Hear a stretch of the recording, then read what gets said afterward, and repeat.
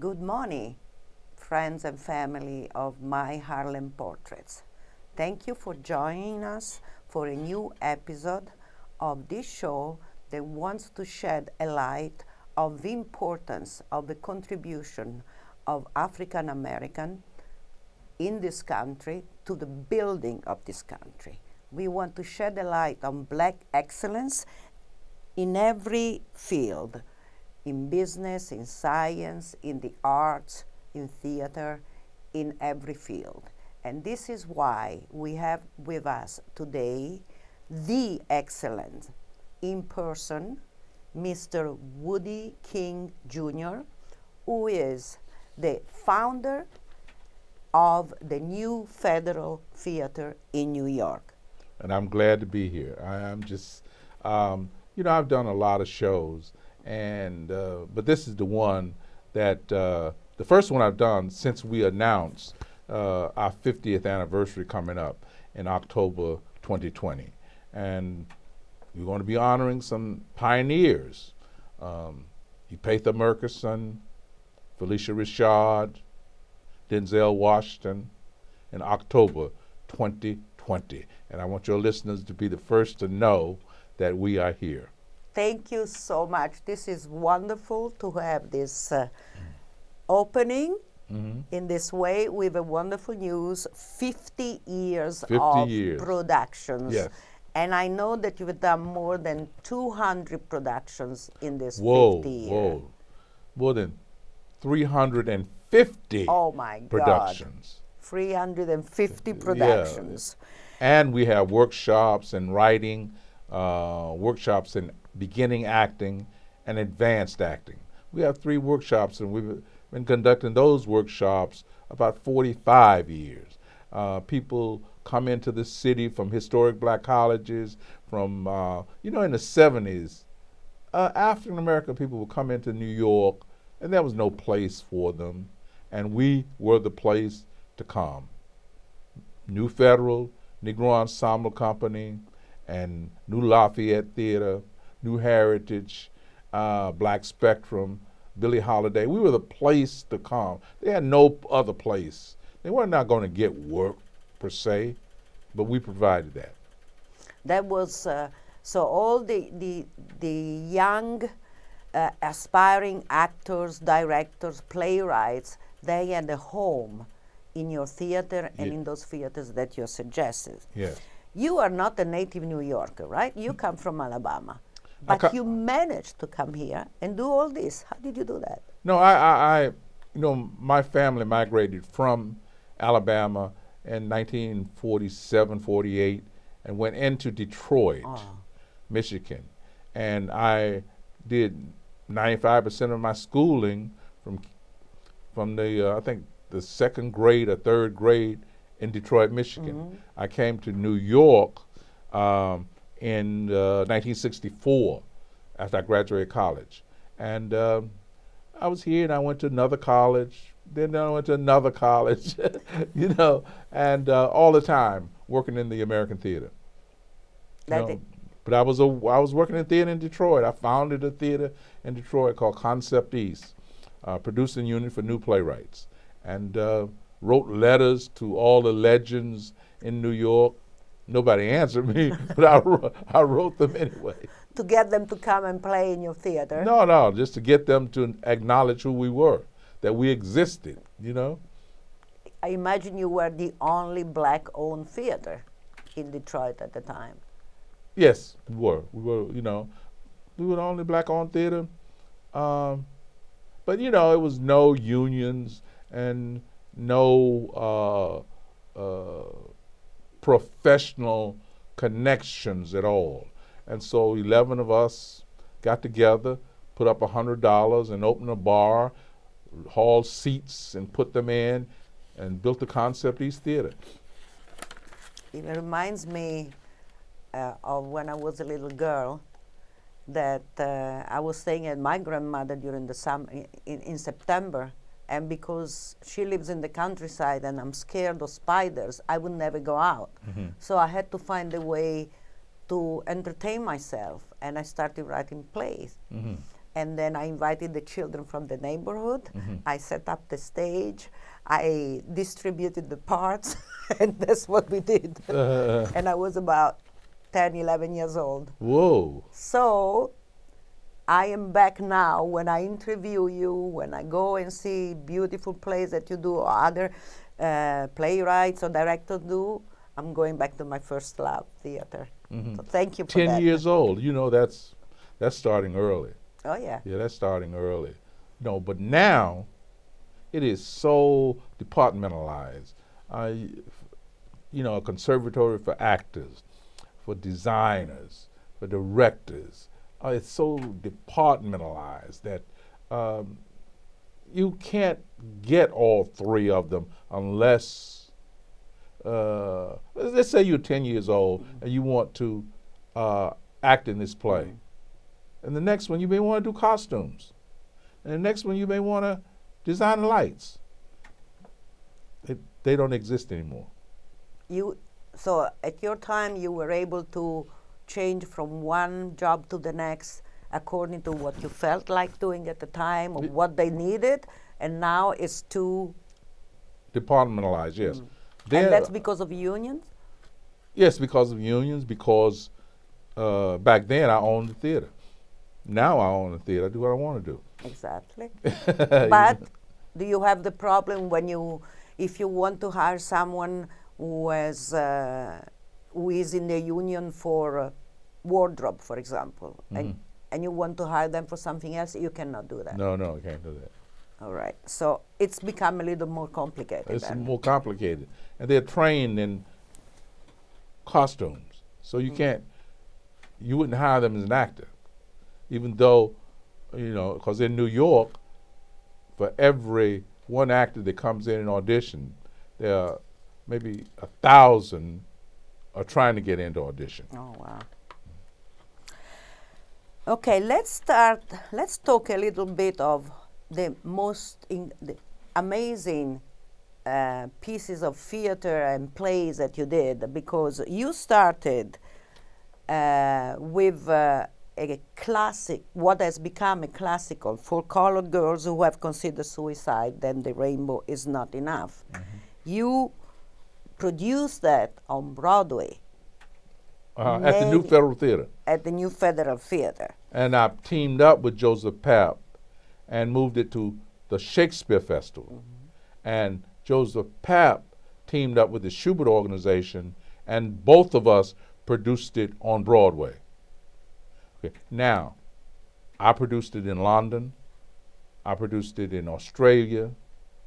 I produced it on national tour because at that time, Joe was not interested in dealing with it in other places. And this piece by the great, and now I'm gonna say her name. Yes, please. NTOZAKE. NTOZAKE Shenge. Yes, you got the last name right. Who recently passed. Yes. And she is the one who wrote this amazing play. And one of the reasons why I brought it up is that right now the public theater is presenting it again. Yes, I saw it, and I'm going to the opening night on October 22nd. Which is an incredible thing. Yeah. So a piece that you did so many years ago has become a masterpiece. Yes. And is being done over and over again because it's a real classical. Yes. So you have achieved something incredible. Thanks. How did you choose at that time this production? Well, it was a sister in it invited me over to see it in a bar. And they were performing it at a bar called DeMonte's on East 3rd Street. So I went over to see it, and since it's aimed at men, talking about men, they set me in the first row. And I was the person that all the poems were pointed at. So they knew I was a producer. The director had worked for me on a play called The Taking of Miss Janie. Laurie Hayes had worked for me in another play directed by Walter Jones. So it was a community in '76, and so when it was over, I said I would do it, and I went out and raised the money, brought it to New Federal. I was housed at Henry Street Settlement, and we did it for 25 performances. And I went and talked to Joseph Papp, and Joseph Papp came over to see it, and he decided, whoa, yeah, I'll do it. But Oz Scott, who directed it, had also gone to Joseph Papp. Everybody had gone to everybody. The only places they could get a hearing, really, black artists, was with Joe Papp and me, and the Negro Ensemble. That was it, downtown. Wow, that is incredible. But this reminds me two things. First of all, that you've been 49 years now, and you have presented your production all over in Broadway theaters and off-Broadway, but you started in Henry Street. Now you are at Castillo Theater, is that right? I'm housed at Castillo Theater. I rent from them. Which is on 42nd Street. Yeah, 42nd Street, 543 West 42nd Street. And that's a pretty good address. Oh yeah, it's a beautiful building, stunning, and they got locations in Chicago, San Francisco, Newark. They got locations in other part of America because it's something called the All Stars Project, and they work with young people. Working with young people, socially conscious young people. Which is really what you've been doing all your life. What I've been doing all my life. And what you're still doing with your workshops and so on. Yes. The objective of your theater and of all your life has been to bring more and more young, promising people to be able to work in theater and live their life working and doing what they love to do. Yeah, I think what I've been doing is trying to integrate people of color and women into the mainstream of American theater. And that's what our mission, that's what our goal is, and it has been for 50 years. Even when I select plays, I'm reading those plays to see how people of color and women can integrate into those plays and make a statement and be very, very positive professionally. Because if they're not doing it professionally in New York City, it's like a washout. Yeah. Well, I think you have succeeded pretty well because I see myself a difference in the presence of black actors, black playwrights, black producer from when I first came to New York to now. There is a much higher presence and the quality is amazing. Yes, it is. I mean, the whole thing about theater, you got to do it to attain a certain quality. You got to do it over and over and over again. You cannot get everything you need in a classroom, and that's what happens in a lot of the historic black colleges that had been happening for years, and they did not work with peers. For example, a brilliant actor from London doing a play with a brilliant actress from New York. It wasn't. That's the kind of work that has to happen. Like you talked about for Color Girls. It was like 7 of the most brilliant actors Oscar could find working together. They learned from each other.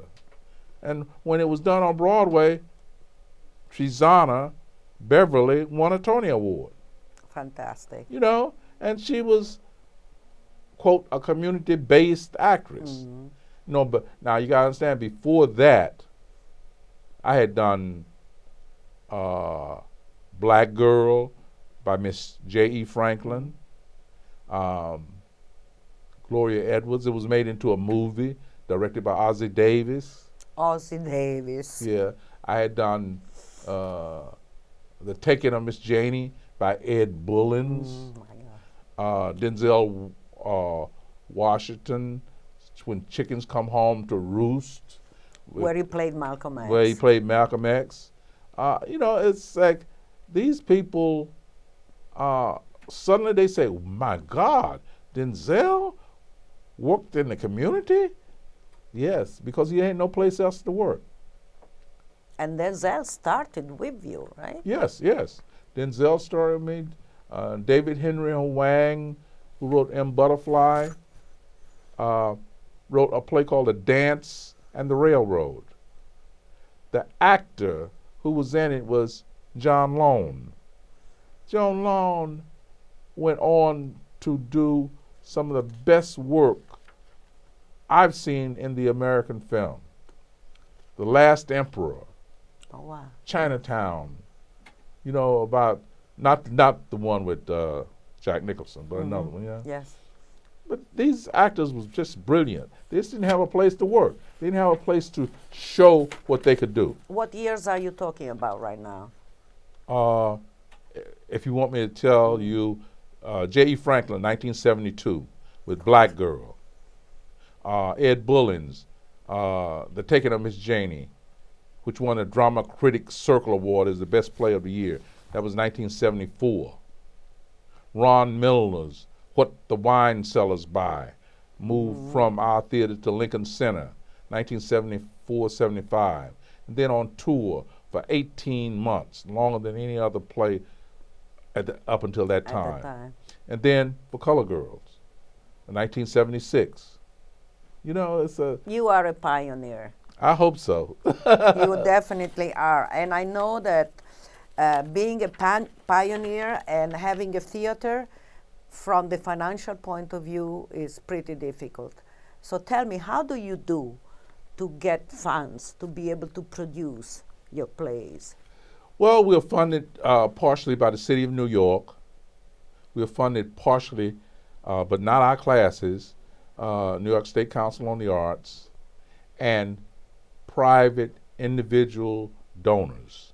And we write letters, we have birthday campaigns, we have the board set up things like Hatitudes, a one-night event where women with the best hats, you know, and it's really stunning.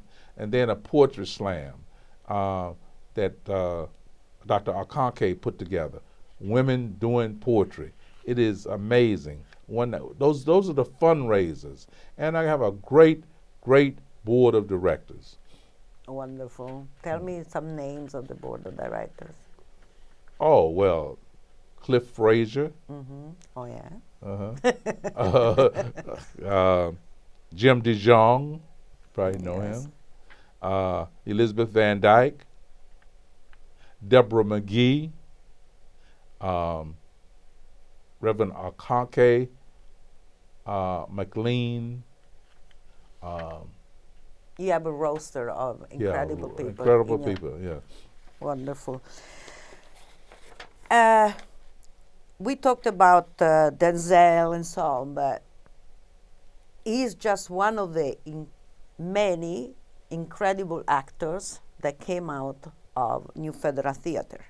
If you turn the TV on now, it's very difficult not to see someone that comes out of New Federal Theater. We have right now, I'm just telling you some names.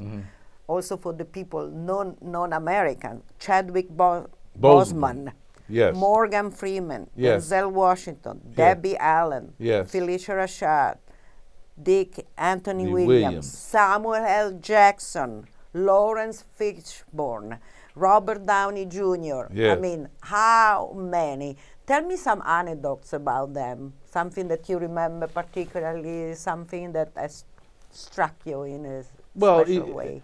I was thinking about Epatha Murkison, who did so many plays at New Federal. And And she's also very famous in New York. yes, yes, Law and Order. Yeah. She did many plays, and she's now doing a new series. And the antidote about Epatha was we were doing God's Trombones, and a very famous actor had a monologue right immediately before hers, and he would do all these things, and she said, that's interesting. And it was moved around, and she did her monologue before him. She did all the stuff he did. So his name was Al Freeman Jr. Oh, yes. God bless his soul, he's gone. But these are just small things. Paradox. Denzel was doing a play, Every Goodbye Ain't Gone.